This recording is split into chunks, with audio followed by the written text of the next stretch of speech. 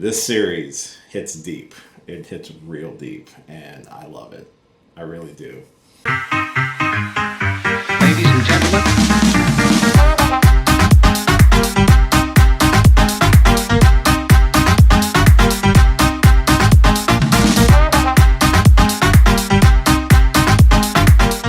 Hey, what's going on, everybody? It's your boy Will, and this is my spoiler review for episode 5 of the Falcon and Winter Soldier, entitled Truth. Spoilers, duh. I mean, we're almost at the end here. This is the penultimate episode of the series, and hopefully we will get a season 2. I was iffy at the beginning of the series if it needed a season 2, but after the way that these episodes have played out, especially this one specifically, I think a season 2 would actually be warranted. I think you can really explore more, especially if the finale does what I believe it's going to do. I think a season 2 would be great to explore further this new role for our characters going forward. As always with these reviews, like I said, spoilers incoming, so you have been warned. If you haven't watched the episode yet, go watch it. It is the longest episode to date at a full hour, and it's meaty. It's got a lot, and it's really good. So I do recommend checking it out, and it hits deep, especially not shying away from any of the important issues that are going on right now, or just that have been going on for centuries at this point. So with this episode, we get the ramifications of what happened at the end of episode 4, where Walker, who was now hopped up on a version of the super soldier serum, decides to bash in one of the brains of the Flag Smashers for the entire world to see. And there's a lot of ramifications to that, which, unsurprisingly, the way that the series has, really just showing what is prevalent even in this country, with how a person of his outward appearance will probably get a lesser sentence or lesser punishment for the crimes that technically he did commit. I mean, he killed a man who was unarmed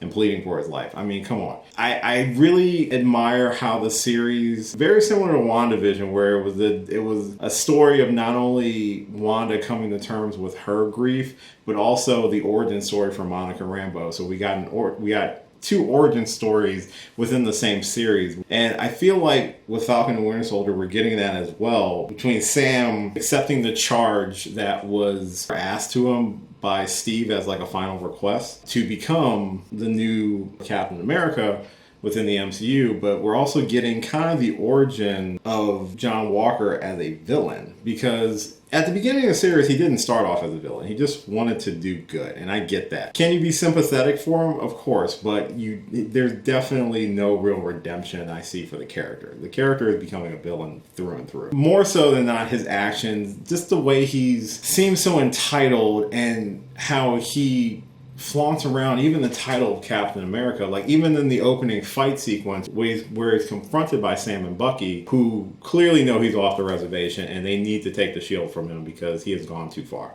And he goes at it with them, and to the point where he's clearly fighting to kill, whereas Sam and even Bucky are restrained to just try to neutralize him. That shows the difference of their personalities and why Walker's evolution to becoming a villain has been really well done throughout the series. They're able to disarm him and stop him and take the shield.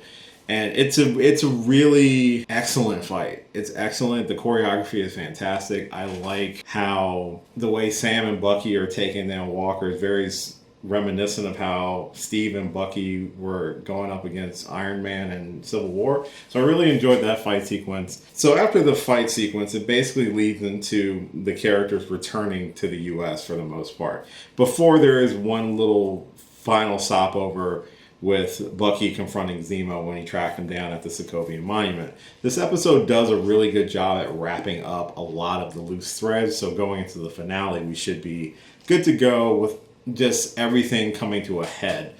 We got the wrap up with Zemo, where he has a conversation with Bucky, still saying that Carly's completely radicalized at this point with everything that's happened. There's no going back for her. He knows what he has to do, but Bucky affirms that him and Sam are going to do it their own way. At that point, Bucky looks like he's about to shoot Zemo, but the gun is empty, and we get that scene where he just drops the bullets out of his hand. That's sort of Bucky's way of putting to bed his grudge with Zemo. It's not necessarily a good coping mechanism, and I like how we readdress that later in the episode. But the Dora Milaje do eventually show up to apprehend Zemo, which he really doesn't fight at that point, which is he's accepted his fate to a degree. But they are taking him to the raft, not necessarily back to Wakanda, but they are taking him to the raft. So that sets up Zemo's reemergence in this potential Thunderbolts crossover event that's going to happen, where it's kind of like a Suicide Squad sort of deal, where it's a bunch of villains who are working for the government. And that's makes sense for if that's where Zemo's going, and possibly Walker by the end of the series is also going to be going to the raft. So it would make sense that those characters reemerge in a Thunderbolts movie. Before the Dora Milaje leave, though, we get a little bit of a reconciliation between Io and Bucky, but Io does suggest that Bucky kind of steer clear of Wakanda for a little bit, I guess until things kind of calm down. But he does have one last request for them, and we get a little bit of a reveal of that later on. At this point, everyone is back in the U.S., and this is where the story really starts to set up everyone perfectly. We'll start with Sam. So Sam goes back home. Well, before he goes back home, he does take the shield to visit Isaiah Bradley back in Baltimore, and because he needs to try to get answers. He needs to try to understand. The conversation is deep. It is deep. And for anyone who says comics is not political, you're not paying attention. I mean, look at the first Captain America comic. He's punching Hitler in the face. The thing I like the most about this scene is that we get more of what happened to Isaiah. And clarification on, how he got the serum and why he was in prison. He was a part of a battalion or a platoon of African-American soldiers who were experimented on without their knowing it. They were told they were getting shot for tetanus. And it was actually different versions of the super soldier serum. Some people lived, some people eventually died off. The whole reason that Isaiah got locked up was because he actually went to break out some of his team, some of his friends who were captured by the enemy, and the government wasn't going to do anything. They were actually just going to kind of blow up the entire encampment just to hide the evidence of what they were doing. Isaiah broke out, and he broke them out, and for that he got locked up for 30 years and experimented on by the U.S. government. It's a dark history, but it's not a fictional history. It's not shocking. It's shocking, but then it is also not far-fetched. Sam really, he understands the anger, the bitterness, where it comes from. He even talks about it later on in the episode with his sister, that if he had went through the same sort of hell, he would be the exact same person that Isaiah was. Isaiah is very definitive. They'll never accept a black man to be Captain America. It's not untrue. It's not necessarily unlikely. But, Sam, he still has this hope inside of him, which is just another testament to his character. It is, and a lot of people do. A lot of people, you got to have hope in these things. But to get that interaction, that sort of conversation between Sam and Isaiah, it's very powerful, and it's really deep to watch, especially if you've known anyone who's been treated like that. Not necessarily specifically like that, but you kind of get what I'm saying. And it's a deep scene. It's a really deep scene, and it causes conflict in Sam to the point where he goes home. He goes home to spend time with his sister, with his nephews, to take care of that part of his world, because his sister even comments on it later on, where it's like, shouldn't you be out saving the world?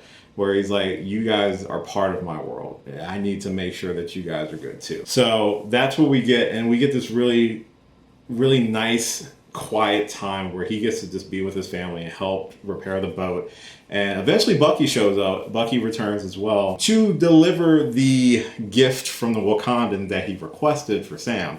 I'm pretty sure it is his new suit. His wings were destroyed in the fight with John Walker, because Walker ripped them off from his pack. And he leaves the wings with Torres, the other guy, who in the comics actually becomes the new Falcon. So I like that little Easter egg for that. We get that opportunity for Bucky and Sam to just be two guys who had a mutual friend. And it's a really cool sequence, and I like how this also helps resolve their underlining tension that had been going on since Sam gave the shield up to the government. It allows Bucky to realize his own ignorance in this matter. And he even talks about it with Sam, even after the conversation with Isaiah and later on with his own sister, where his sister even says, "Are you going to let Isaiah get into your head?" His sister Sarah is really a dope character, and I'm kind of upset we didn't get more of her in the series. That's why I'm hoping if we do a season 2, we get more of Sarah, because I actually like Sarah. And there's a funny little interaction between Sarah and Bucky. A little bit of flirtation that Sam definitely doesn't like. So I really enjoyed that part too. The conversation that Sam and Bucky have, it helps resolve a lot of their own tension, but also lets Sam give even further good advice to Bucky that he really hasn't had. First off, Bucky apologizes because he realizes that he and Steve, neither one of them really took into consideration what it meant for a person of color, a black man, to hold the shield and how much baggage and how much drama that was going to cause. And Bucky explains why he was so upset is because the shield, it was one of the last things that was still around since Steve is gone. They never say he's dead, they just say he's gone, so I'm assuming he's dead. And even Sam accepts the apology, and it really means a lot for him. Not only that Bucky came out to help, it doesn't mean Bucky's a bad person because they didn't see it. It happens a lot where people don't necessarily know the things that they do, that they might seem insensitive or not see it from a different point of view.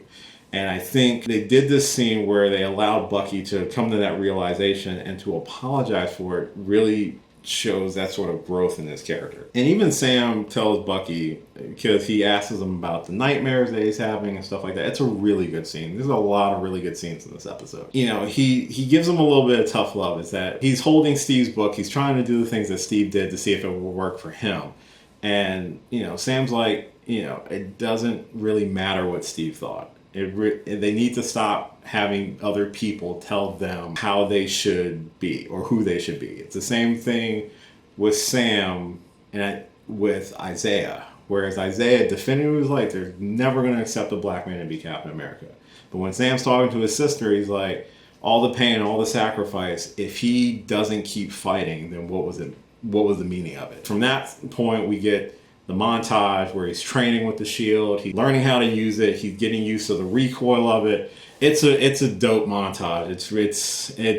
It just got me pumped up. I'm like, come on, let's get to the finale. So those two really, I think, worked out a lot of their differences. The little back and forth where they're like, we're not friends, we're co-workers, we're partners, we have a mutual friend, but that mutual friend's gone, so now we're just two guys. But, they got respect for each other. And I think if season 2 would definitely allow them to explore that even more. And even giving Bucky the advice is that just saying you're sorry to people is more so about making you feel better. You need to make them feel better. You have to be of service. And I think we're going to end with Bucky finally talking to the elderly Asian man who Bucky unfortunately killed his son when he was the Winter Soldier. I think we are going to get that confession, which is not going to be easy, but he's got to do the work. He's got to give this man some closure. And that would make him eventually feel better, probably would make him feel better. Jumping back to Walker, and this is why I say he is very privileged, and for obvious reasons, because he is basically not locked up for what he did. Even when Torres was like, Captain America killing someone on foreign soil in cold blood, that's a big international incident, and all he gets is literally like title removed. He doesn't go to jail. And the fact that he was able just to mouth off to them, just walk out without being arrested or anything like that, that doesn't tell you the type of privilege that this man has. And the show is showing us this. And that's not even the point where I really felt like it's not anger, it's really he's all about himself at this point. It was when he went to visit Lamar's parents and lied to them about what happened. Instead of being honest, to protect his own butt, he literally lied to them. And don't get me started. We did get a cameo from a pretty deep cut character. I even had to look this one up. But Julia Louis-Dreyfus encounters Walker and his wife outside of the courtroom, completely brushes his wife off, by the way, which is completely disrespectful, and is trying to stir the pot with Walker, like, hey, I know you took the serum. My employers would be very interested in working with you and blah, blah, blah, and stuff like that. Really trying to get this man when he's at his most manipulativable to push him further towards villainy. So I'm going to probably butcher her name, but it's Valentina Allegra de Fontana, I believe. And I looked it up. She goes by Madam Hydra in the comics. So I'm going to assume that she's also portraying the same character. I always thought Walker was going to be like U.S. Agent.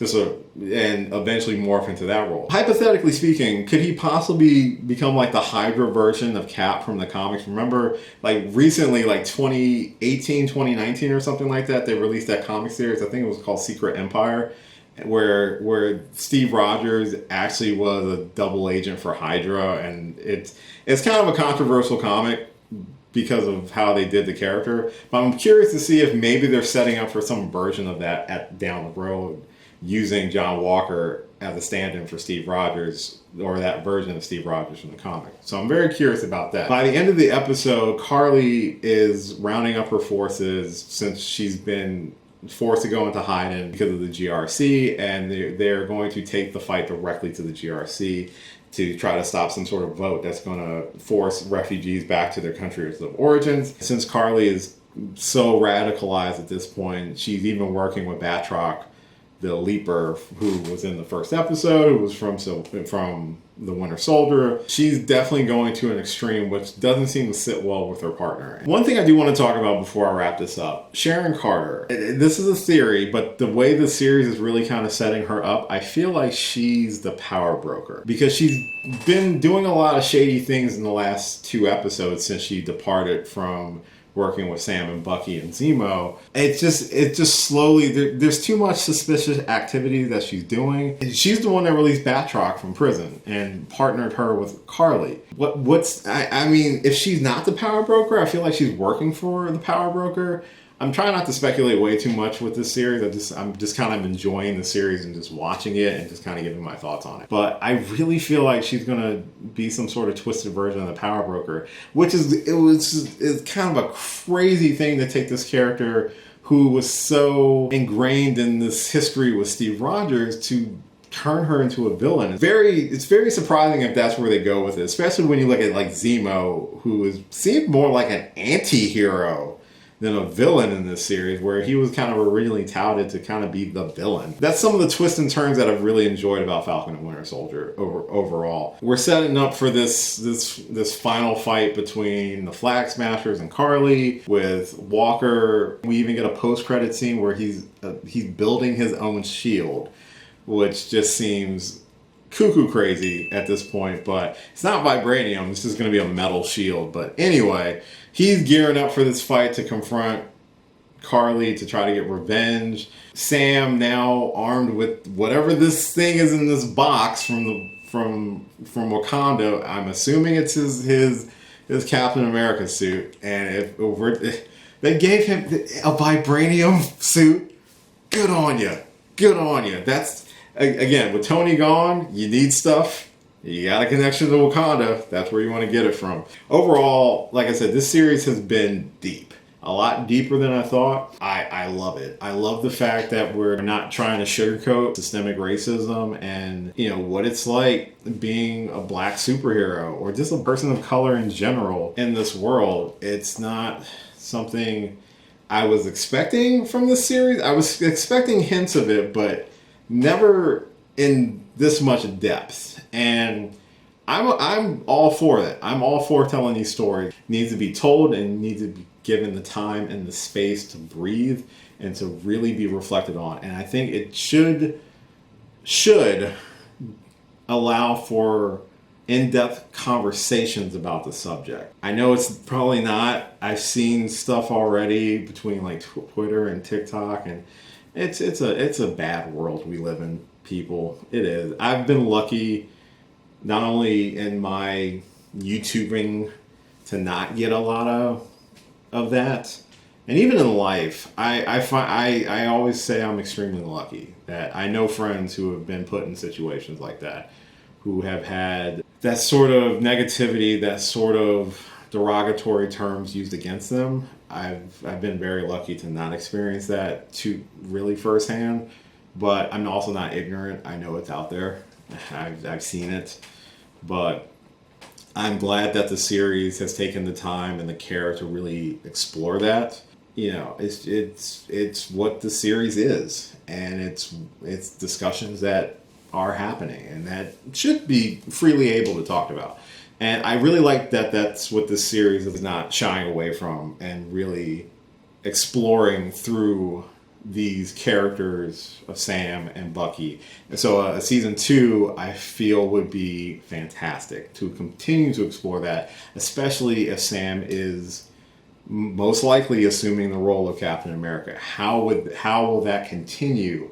How would that perception be in the MCU going forward with him holding the shield? How will the government respond? Because clearly the government is kind of also the bad guy. So how will Bucky grow now that he has this new advice from Sam of how to approach it to truly heal and move on from his trauma, and to help other people move on from theirs that he had had a hand in creating. A forced hand, but still it was his own hands. If we get a season 2, I would be totally down for that. I think if we're not going to necessarily feature them in any of the big movies immediately, I think this is a good way to continue telling their stories in a longer format that allows for much more fleshed out scenes like we get with him and Isaiah, or with him and his sister, or with Bucky and Sam. It's, you know, those scenes are what I really enjoy about this series, those conversations. The action's fantastic in the series. I think the action's been on point. The fight sequences have been great, but I really feel like these quieter moments, these quiet scenes are what I'm really enjoying about the series. So overall, that's my thoughts on episode 5 of The Falcon and Winter Soldier. Have you seen it? What did you think about it? Comment down below. Let me know your thoughts on it. We got the finale next week, and then I believe the Bad Batch starts after that. I don't know if I'm going to do episodes for the Bad Batch, just because it's not necessarily something I was super big on, but we'll see. Maybe I'll do like overall, you know, season review at the end of the season.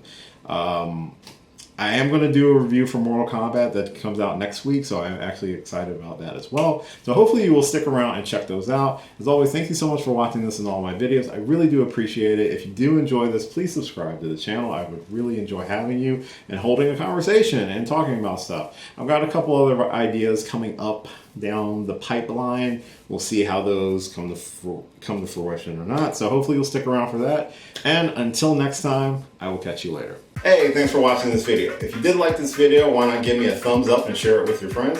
You can subscribe to the channel by clicking on my gorgeous little face right over there. You can follow me on all the various social media platforms right below. And last but certainly not least, if you've got a few extra minutes, why not check out one of the lovely videos floating right over here.